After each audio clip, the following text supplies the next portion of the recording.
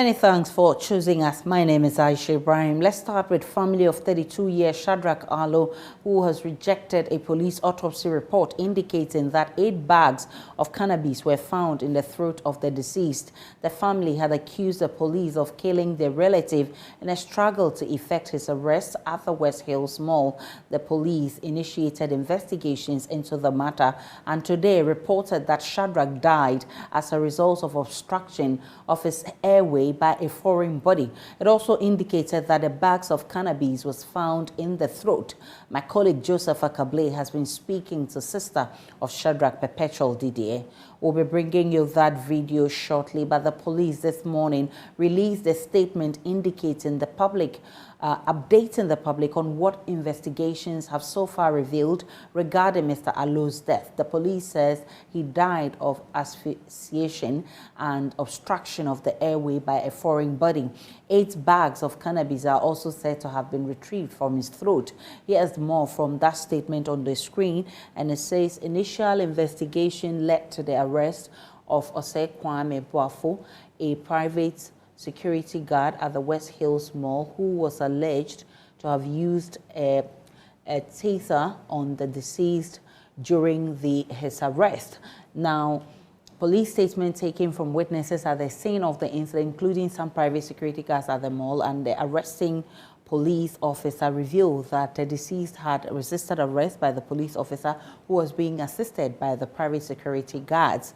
Now, that report goes ahead to talk about it says it's indicated that during the course of the arrest, the deceased pulled out a substance from his bag, which he quickly swallowed. Before anyone could stop him, he became unconscious shortly afterwards and was taken to the Sonotech clinic for medical attention, but was pronounced dead on arrival. So that's a report coming from the police. As part of investigation process on February 3, the police pathologist held a meeting with interested parties in the case to explain the post-mortem examination to them. Now, present from the deceased side was Madam Doka Sophie, that's MP for Jomoro, Mr. Kofi Amaboa, MP for Elembele, Francis Kojosusu, MP for Medina and Amoblay, and Madam Amakobina, Alfred Osei Boafo were all present for the accused person, Osei Kwame Boafo. At a meeting, the parties were given the option to have the post-mortem examination conducted by a pathologist of their choice, but they all agreed that the police pathologist should conduct the examination. Now, so this is the police account, and what it's revealed in its report. It says a post-mortem examination was conducted on the deceased's body in the presence of Alfred Boafo, father of accused, Dr. Rosanna Polinicio, pathologist of East Municipal Hospital, representing the accused, Mr. Francis Javier Sosu, lawyer for the deceased, Luis Ediafo, uncle of the deceased, and Isaac Enimano, father of the deceased, and Anna Kobna, sister of the deceased, who were all present before the announcement was made. Now, the pathologist gave the verbal cause of death as asphyxiation and obstruction of airway by a foreign body. He also retrieved from the throat of the deceased 8 zipped bags containing dry leaves suspected to be narcotic drugs tied in a piece of black polythene. The retrieved suspected narcotic substances tested positive for cannabis when submitted for forensic examination in the presence of all the interested parties. So, now, in view of the outcome of the post-mortem examination, the case docket is being forwarded to the Attorney General's Office for study and advice to determine further police action. We would like to put on record that from the very beginning of this incident, police have involved all interested parties in the investigation process.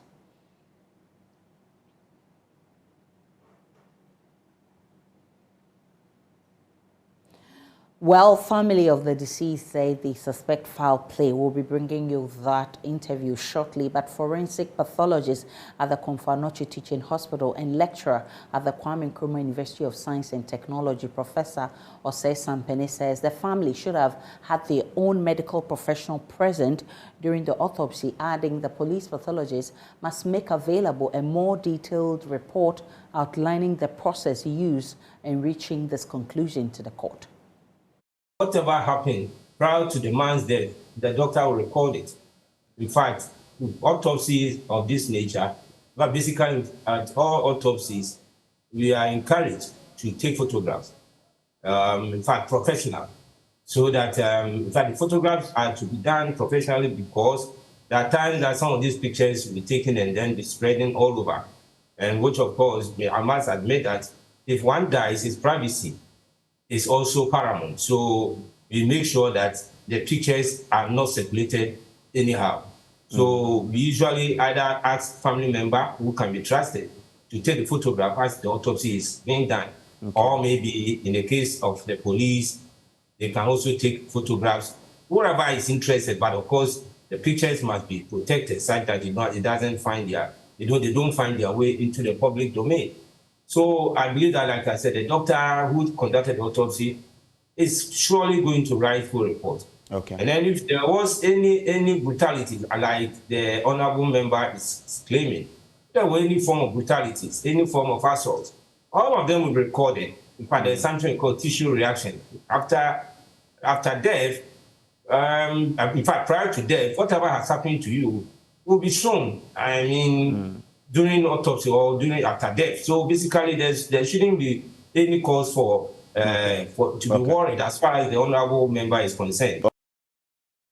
We can now listen to sister of the deceased, who says the family suspects foul play.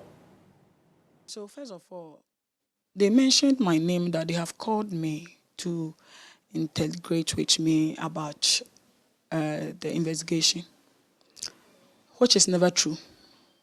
The police has not called me anywhere to ask me any questions, to tell my side of the story, to help them to do investigation. It is out.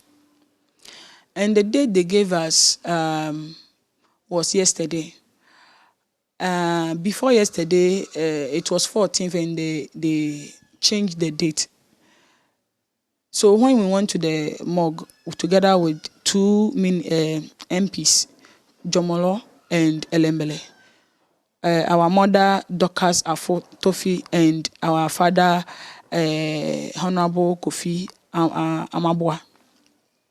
We went there, they wanted to start the autopsy, and I told them that no, for us to get real evidence of everything, for us to understand, we need a medical doctor. So they should ask the police to give us a chance to find a medical doctor, which of course we got one. But that my doctor too is out of Accra. So he gave us his colleague. The colleague begged us to tell the police to allow him to come today, which is Wednesday.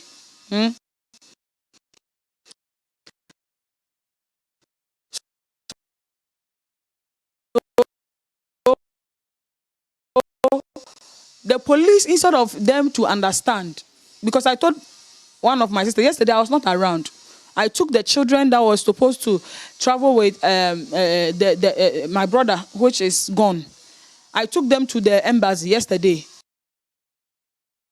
to understand. So some of them agreed eventually? Yeah, I was not around. According to that, my sister, she said, the doctor said he will not be around today.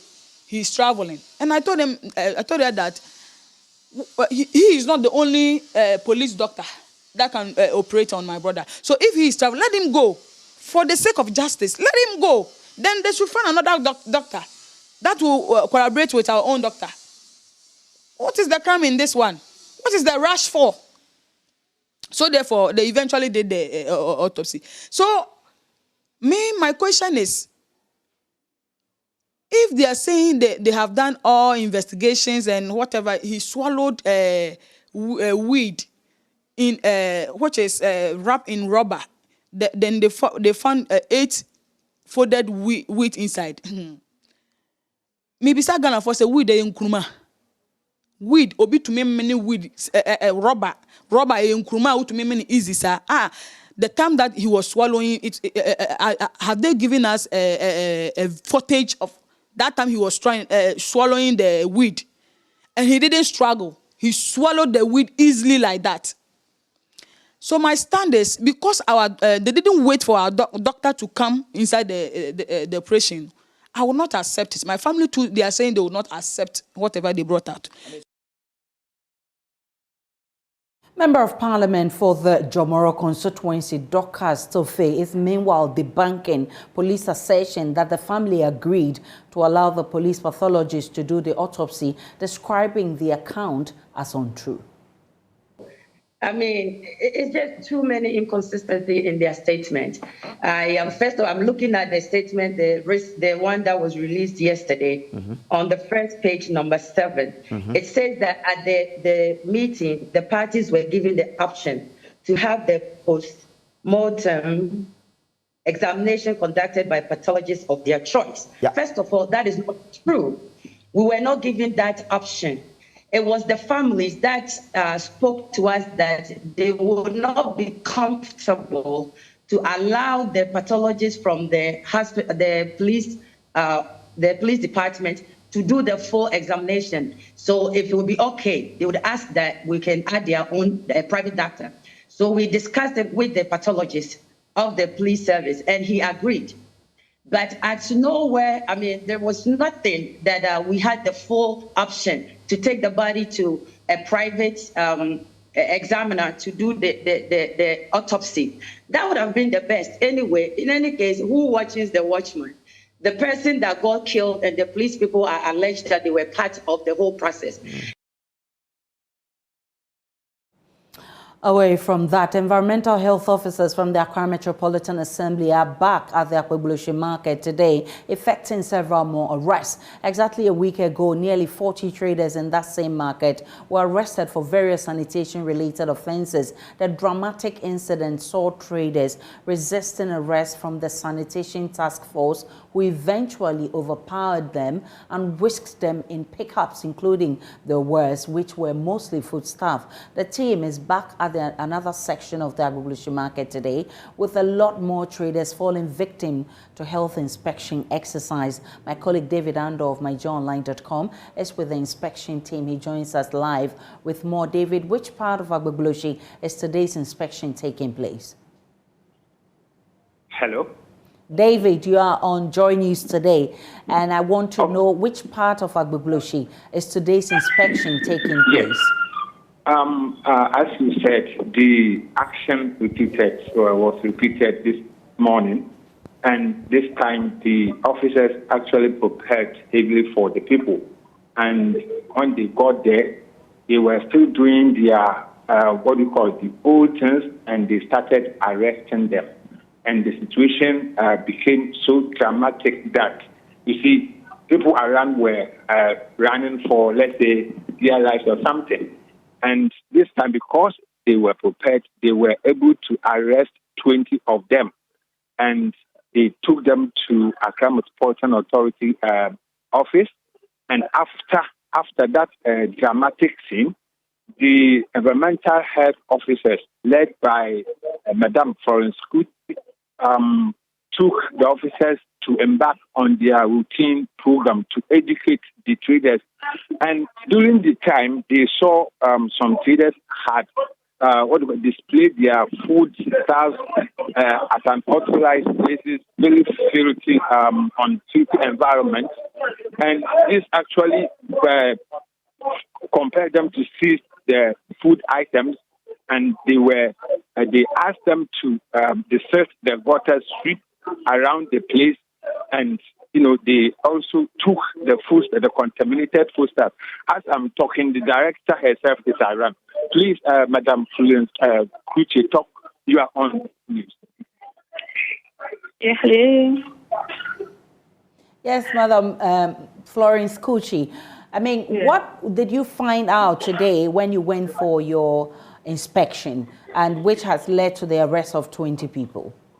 Okay, so what we found out today was last week when we went to the field, the young guys selling the yam, when we were trying to enforce the law, they also tried to resist, and we all saw what happened. I think they overpowered us. So this morning, we decided to do a collaborative work with the police officers. So all those that were selling the yam by the roadside, and then we went to take the action, and then they retaliated. We made sure that we arrested all of them. Those that ran away and left their yam, we also confiscated the yams and brought the yams to the office. So this morning we have arrested over 20 of them and they are here. So what exactly caused the arrest? So, you know, Joint in Ghana started for the past 4 years now. And all along, the education has been that people should not sell things by the shoulder of the road. Especially when you go to a Bush market, there is a dwarf wall that has been built. And women and people selling are not supposed to sell in front of the dwarf wall by the drain. Everybody is supposed to be inside the dwarf wall. But people have decided to use the road as their market. Instead of going to the right place to sell, they are selling by the roadside.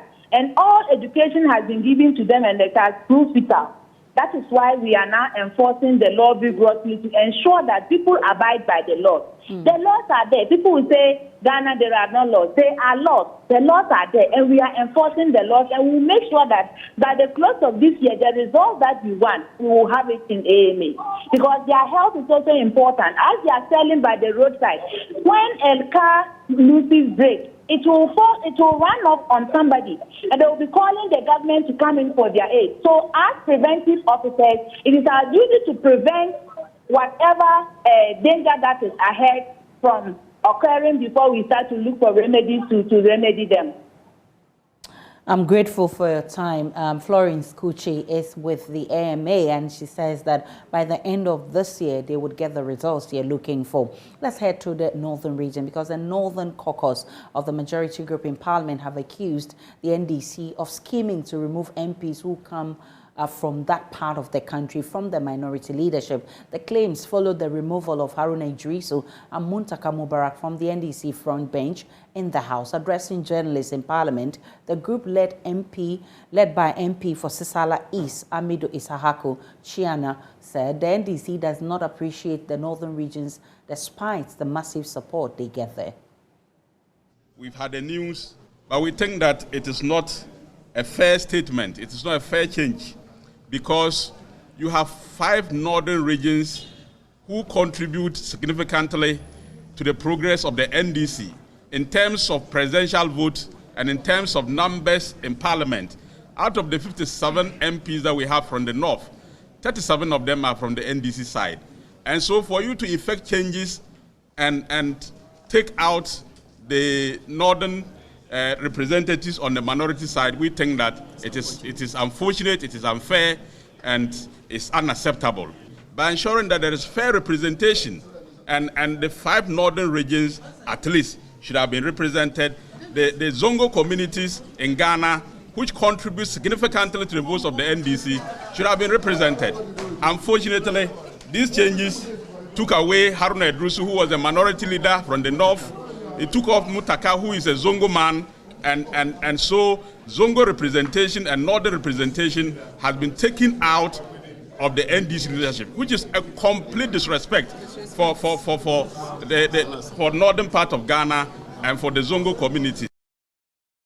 But in response, NDC MP for Tamale Central, Murtala Mohammed, described the claims as silly and only meant to fan tribal sentiment. Well, I would have said it is the most silliest press conference I've ever heard made. I think that what they should occupy themselves with, if they so love the North, is that they should be holding press conferences telling the NPP that they should not deal with Bawumia the way they dealt with Alhaji Mama Idrisu. I thought that was going to be their press conference. Sorry, Alhaji Aliyu Mahama. I thought of blessed memory, very good Muslim, in fact, a practicing Muslim, an outstanding personality. So for them to ignore those things and focusing on things that are considered to be absolute needless as far as we are concerned. The NDC is the only political party that has produced a non-Akan president. President Rawlings was not an Akan. President Mahama wasn't an Akan. So if there is a party that is all embracing for the people of this country, is the NDC. We are a Congress, no matter what happens. And I said, you remember when I had the interview with you when this issue came up, I said I didn't care if the entire front or leadership of the MPP were from one region. I didn't care. What for me is important is how everybody is treated. And the NDC has demonstrated that anytime the NDC is in power, the NDC focus on the larger Ghanaian project rather than an individual project. Are they not concerned that the current president has appointed over 50 family members in various positions in his government? Over 50 family members. I'm not even talking of one ethnic group. Family members. They are not interested in that. They are interested in what is a non-issue. So I would have just said it's a silly, press conference to respond to. And I remember when I was passing there, I said I wasn't going to respond to this. But because we've had a different interaction and you raised it, that is what I just have to say. It's one of the silliest press conferences I have ever had made by, if you like, members of parliament. Murtala Mohammed also revealed that Haruna Idrisu has made peace with the decision and recognizes that there are no such tribal undertones in his removal as minority leader. I spoke with Honorable Haruna Idrisu on countless times after the incident, and he retreated same. That look, Murtala, I have never been against change. My only problem, and the problem of those of you who petitioned, has to do with the way the changes were effected. But once that decision is taken by the Council of Elders, I would urge all of you to give your more than 100% support to Atufosin's leadership. And I am assuring you that I will give my more than 100% assurance to the leadership of Atufosin. In fact, he also made another statement that for me was instructive. He said, look, the NDC has given me a lot. The NDC, I have been able to, I am who I am today because of the assistance and the guidance and the support I've gotten from the National Democratic Congress. So it would be unfair that if the party, particularly the Council of Elders, take a decision that no matter how I feel unhappy about the decision, so to speak, but I have to respect that decision. So it would be disingenuous on my part now to want to say that the party has taken a decision, so I don't need to. I wholeheartedly support that decisions, and therefore I urge all of you to support the leadership. My doors are more than open 24/7. If there is a need for the new leadership, want some guidance and assistance, I'm ever ready. He also said that, look, Murtala, the NDC is bigger than me, the NDC is bigger than everybody. So once the NDC takes a decision, we must all respect it. And these were Honorable Haruna Idrisu's words. And I think that we all need to support and respect the decision. And one thing I can assure you, that we never had any problem with these people. So we will do everything possible. The JoyNews Impact Makers Award is a social project aimed at recognizing and celebrating ordinary people doing extraordinary things in their communities. Your most credible news source is inviting the public to nominate persons who are doing projects or taking initiatives to improve the lives of people in their communities. Do you know anyone who deserves to be recognized and celebrated? Nominate that outstanding individual now. Send an email to impactmakersawards@myjoyonline.com and fill the nomination form. Project lead MFA Wenam Atiamwa Eli tells us more. JoyNews Impact Makers, just as the title suggests, is to celebrate greatness. And a number of times we've done stories about simple individuals making great impact in their communities. It could be related to health, it could be agriculture, it could be education, anything as far as life, making life better in your community is concerned. And for us, we think that it's just not enough telling the story and then moving on. What can we do? We want to appreciate you for all the efforts over the years. So we are saying that if you live in any community of such nature and you've come across any person doing, simple things in an extraordinary way, just to make the lives of the individuals there better, just nominate the person. Send in an entry. The email account you just read out, which is impact.makersawards@myjoyonline.com. Send your entries, and then it will be considered for the award. Let's applaud you. Let's encourage you to be able to do more. That's what the JoyNews Impact Makers Awards is about. What sort of category of people are we looking at celebrating? Anybody at all. But then there's a caveat. I'm not expecting to nominate a Magdan. Okay. Do you understand me? I am not expecting you to, all the big names you know in your community. The aim of this project is to celebrate the individual in that corner who is making so much difference, but nobody has heard about them. If you send your entries to the impact.makersaward@myjoyonline.com, you automatically get a form which will give you the details where you fill out the details of the person you are nominating, and then you submit it via the same email. When it comes to us, we will consider, there's a team of judges that will look at your nomination, and then I know there's going to be quite a number of them, and then we weigh each nomination against the other and see who deserves the Joy News Impact Maker of the Year.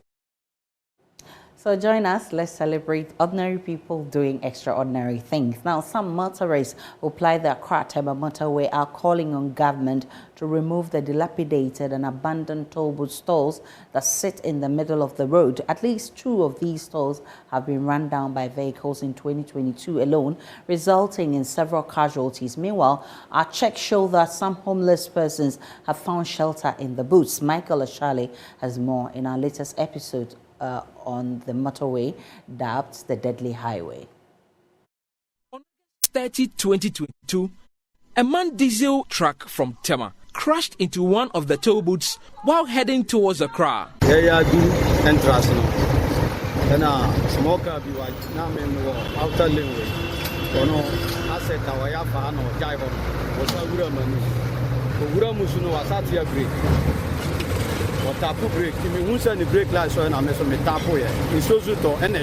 Musa notes that the rate of accidents around the toll increased since it was shut down. You know, this toll booth here, so far since its closure, there have been more than 100 accidents, of which at least close to 50 individuals have already died here. At the Accra-bound toll area, it is business as usual. The long park dangerously close to the road. Some are busy inspecting their vehicles, whereas many others take a nap while waiting for the night.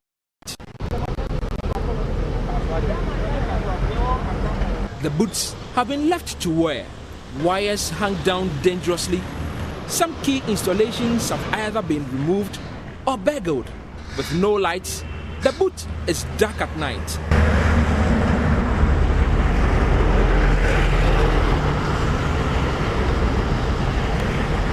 The stalls now serve as shelter for many who seek it. I sleep inside the 2 booths. Which of them? The second room. Yeah. For how long now? For about 2 months now.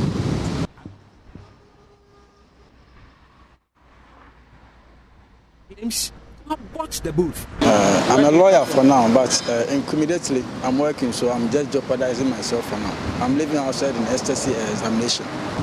I bought it $300 billion. Our government.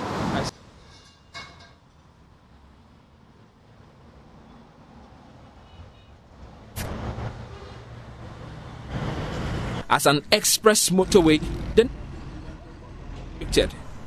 over the years, many illegal along the entire.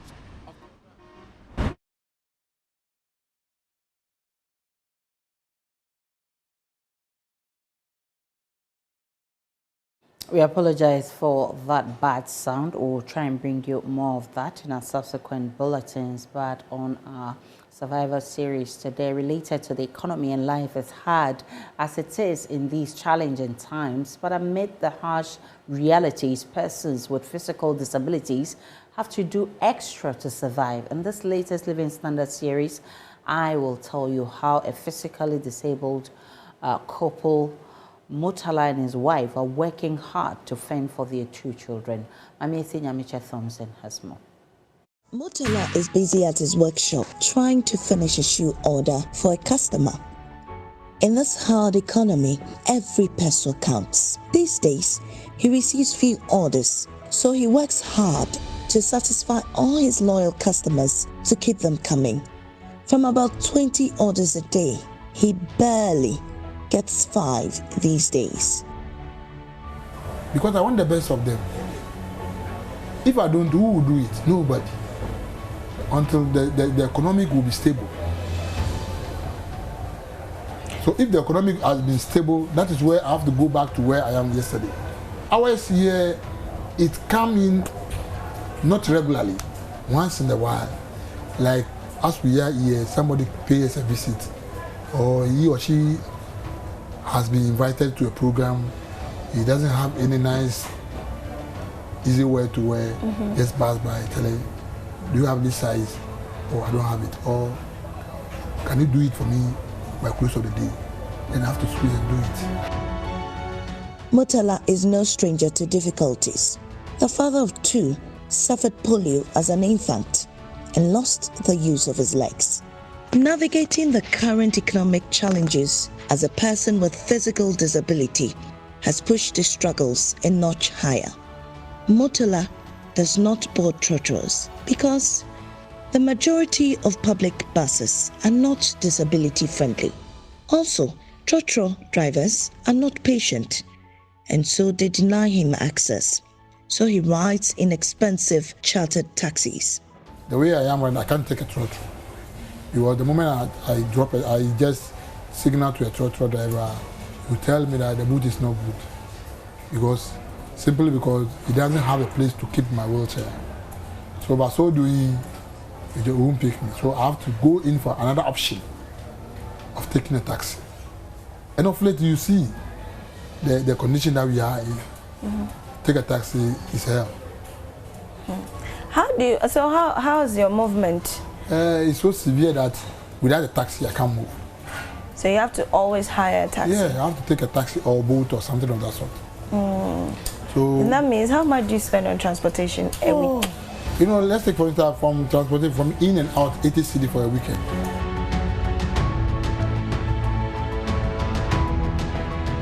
He ventured into leather works at the Accra Rehabilitation Center in the 90s because his father refused to pay for his accountancy program. His excellent craftsmanship got him a job in the Youth for Employment program. He was posted to the Social Welfare Department and later to the Ghana Society for the Socially Disadvantaged. I do slippers, sandals, belts, repairs, everything I do. Oh, wow. If your bag is spoiled, I can mend it to you. Oh, okay. All these, some of the things that I do, I've not been taught, to be honest with you. Because I personally, the way I use industrial sewing machine with my foot, you see, you could see that if I put my leg on the step, I can maneuver it. Wow. Through my instructor who also teaches me. But I just make sure that one of my leg is very strong a little. Because of the current economic challenges, prices of leather materials have shot through the roof. And with customers refusing to pay more for shoes, Murtala only gets marginal profits. So at first we sold it at 50 cedis, but now you can't sell it 50 cedis now. Because we have to sell it 80. Because of the economy that has risen. So at first we were buying one sheet of bona, which is down of this. One sheet of it, we used to buy it around 70 cedis. So now it's getting to 200. One sheet of this. 200 cedis? Yeah, 200 From cedis. 70 to 200 cedis? Why? Because they are imported from outside. You know, I pump a lot, but getting it is very difficult because the marketing is very slow. You produce the work. Oh, I want this. Okay, you just buy it.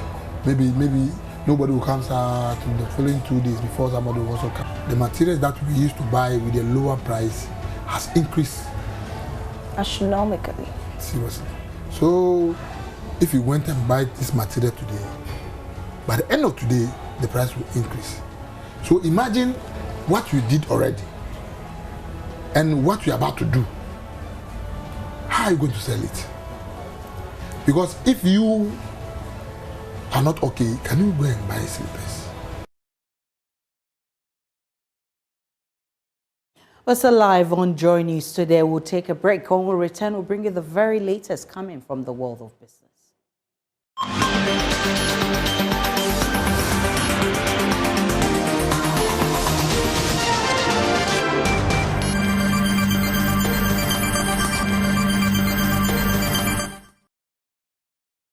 Good afternoon. Let's do business now. I am Beverly Broom.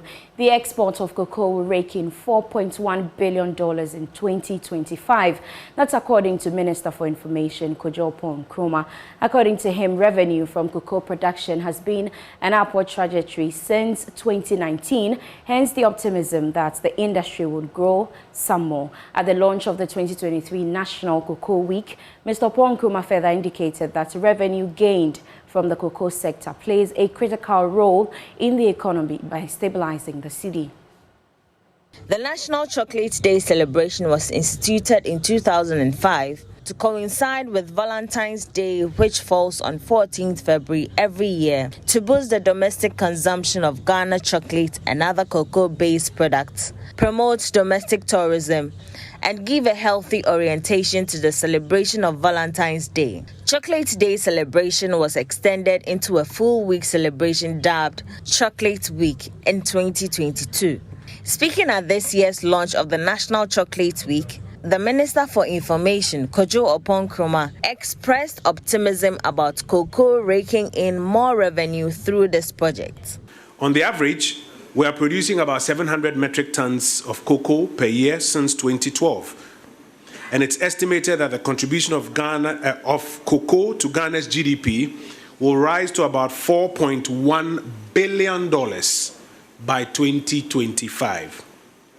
Cocoa is the third largest foreign exchange earner for the country after gold and crude oil. And revenues from the industry have been on the upward trajectory since 2019. Specifically in 2019, we earned about 2.2 billion, 2.3 billion in 2020, 2.8 billion in 2021, and we're hoping to grow some more. So you agree with me that the cocoa industry is playing a significant role in stabilizing the local currency, among many other things. Deputy Chief Executive of Ghana Cocoa Board, Emmanuel Ray Ankra, called for a holistic approach to scrap the 35% tax imposed on cocoa processing companies. According to him, this is a disincentive to startups. We have realized that some current tax regimes are affecting efforts to get more entrepreneurs into the cocoa processing and value addition, especially those who are into small-scale cocoa manufacturing or cocoa processing.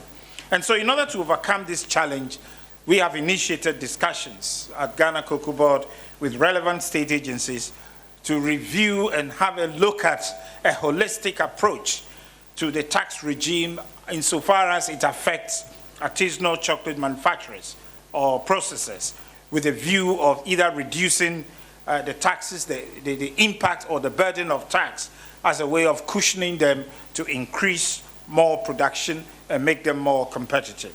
Meanwhile, the Ministry of Tourism, Arts and Culture pledged its continuous support to the National Chocolate Week celebration. Here is its Deputy Minister, Mark Okweku-Mante. We have managed to establish a high degree of association between tourism and cocoa-based products, one of which is chocolate, and positioned it as a veritable component of the Ghana tourism experience.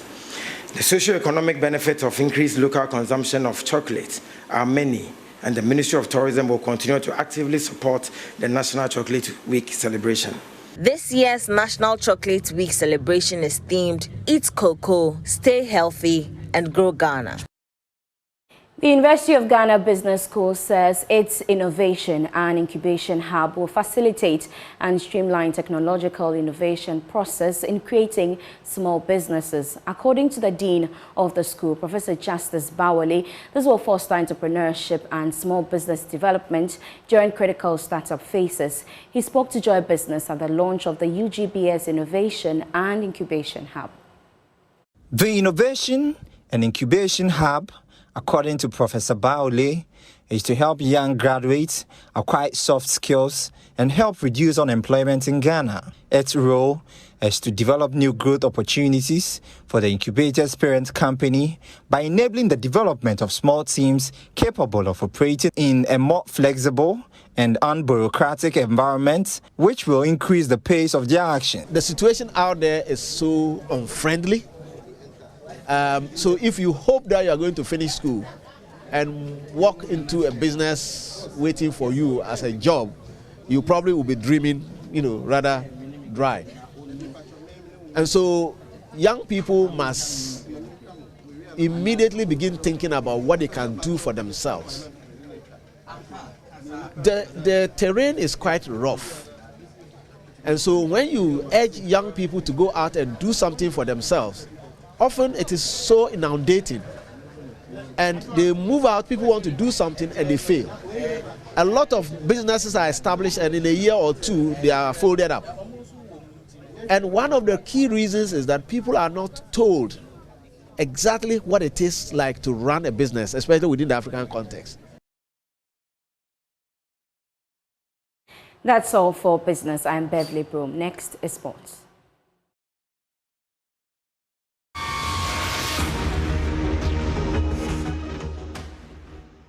Hello, welcome to the sports segment with me, Razak Musba. Well, Atai Sport and former Black Stars winger Christian Achu cannot be located some 24 hours after he was reportedly pulled out of the debris.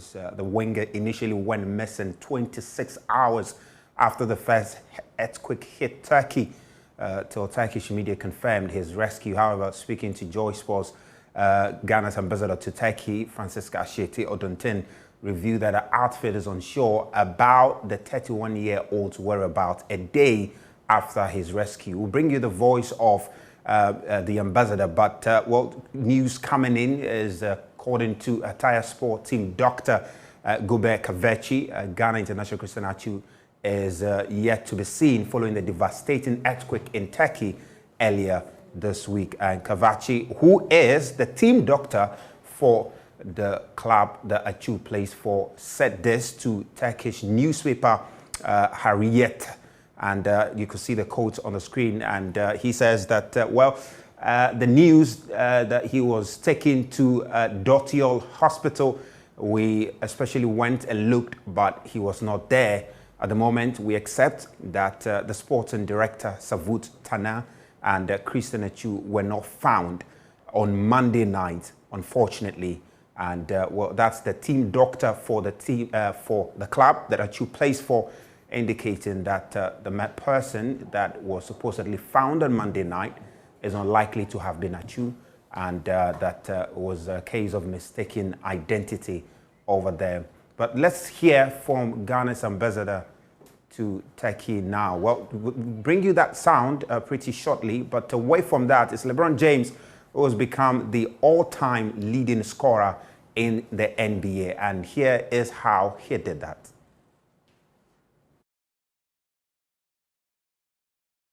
Well, that's all for sports. With me, Razak Musba. Up next is international news.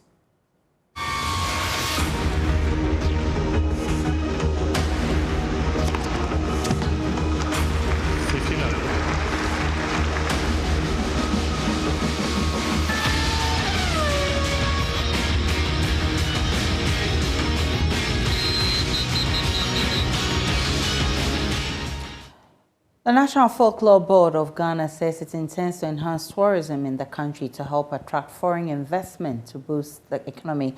They intend to do this by embarking on an intangible cultural heritage project, which will in return generate revenue employment for the country. There's more in this report by Jacqueline Asamoah-Eboa. The National Folklore Board, in collaboration with the United Nations Educational, Scientific and Cultural Organization, UNESCO, has set out to embark on a project that will preserve the intangible cultural heritage of Ghana, which will help generate revenue for the tourism sector. Executive Director of the National Folklore Board, Beatrice Ande Kuma, at the technical team workshop revealed that the initiative will not only create jobs, but will also help in the preservation of our intangible cultural heritage. So I need to take that initiative so that we can enlist our intangible cultural heritage on the World Heritage List. And when we do that, it boosts tourism. It creates jobs for the people. Gospel musician Dinah Hamilton received a beautiful reception when she visited her alma mater, Morning Star School. She got the chance to address a section of the pupils on the need to be kind to each other and also donated some items, including laptops.